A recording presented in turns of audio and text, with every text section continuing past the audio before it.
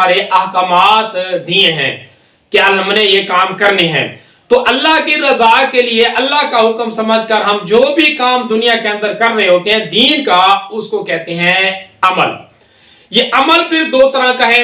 ایک تو وہ عمل ہے جو اللہ پاک نے ہمارے اوپر لازم کر دیا ہے، جیسے کہ نماز، روزہ، حج، زکوٰۃ، یہ ہمارے اوپر فرض ہے،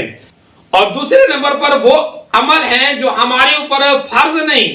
جیسے کہ ہم اپنی طرف سے شریعت کے بتائے ہوئے طریقے کے مطابق کرتے ہیں تو ان کو نفل کہتے ہیں، جیسے کہ نماز تہجد، جیسے کہ اشراق، اور جیسے کہ چاشت۔ یہ وہ نمازیں ہیں جو شریعت میں ہمیں ملتی ہیں لیکن اللہ پاک نے ہمارے اوپر فرض نہیں کیا، ہم اپنی طرف سے کر رہے ہوتے ہیں۔ اسی طرح صدقات، خیرات، اور اسی طرح نفلی روزے وغیرہ وغیرہ، یہ ساری وہ چیزیں ہیں جو نفلی عبادات ہیں۔ اب آ جاتے ہیں ثواب کی طرف، تو ہم جب اللہ کی رضا کے لیے کوئی کام کر رہے ہوتے ہیں، چاہے وہ اللہ کا حکم ہوتا ہے یعنی فرض واجب ہوتے ہیں یا نفل ہوتے ہیں، تو جب اللہ کی رضا کے لیے ہم کوئی عمل کرتے ہیں تو اس عمل کے کرنے کی وجہ سے اللہ پاک کی طرف سے ہمیں اجر ملتا ہے۔ وہ آخرت میں جنت کی صورت میں ملے گا، قبر میں راحت کی صورت میں ملے گا، آخرت میں جزا کی صورت میں ملے گا، اور دنیا میں اللہ پاک نے نعمت کی صورت میں دیا ہوا ہے۔ یہ اجر ہے جو اللہ پاک کی طرف سے ہمیں نیک عمل پر ملتے ہیں۔ پھر یہی اجر جو ہم اللہ کی طرف سے نیک عمل پر حاصل کر رہے ہوتے ہیں، ان کو اگر ہم نیت کے ساتھ یہ نیت کرتے ہوئے کہ یہ اللہ پاک تو ہمیں اجر آپ دے رہے ہیں، یہ ثواب، یہ اجر اللہ ہمارے فلاں بزرگوں کو پہنچا دے، یہ ہماری نیت کے ساتھ اللہ پاک یہ ثواب کسی اور بزرگ کو یا کسی اور اللہ کے ولی کو جو ہم نے جس کے لیے نیت کی ہوتی ہے اس تک اللہ پاک پہنچا دیتے ہیں۔ رہا مسئلہ یہ کہ ہر عمل کا کیا ہم ثواب ایصال کر سکتے ہیں؟ تو ایسی بات نہیں ہے، نہ ایسا ہو سکتا ہے۔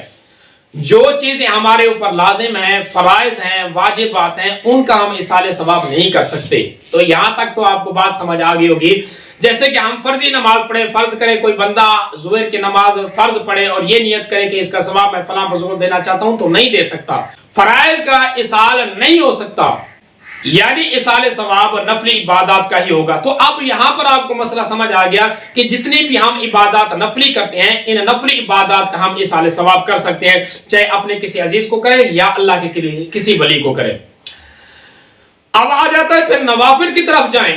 کہ نوافل جو ہیں، یہ نوافل بھی دو طرح کے ہیں۔ ایک نفل وہ ہوگا جو ہم بغیر واجب کیے، بغیر نظر مانے، بغیر منت کے ہم ایسے ہی اللہ کے تقرب کے لیے کر رہے ہوں،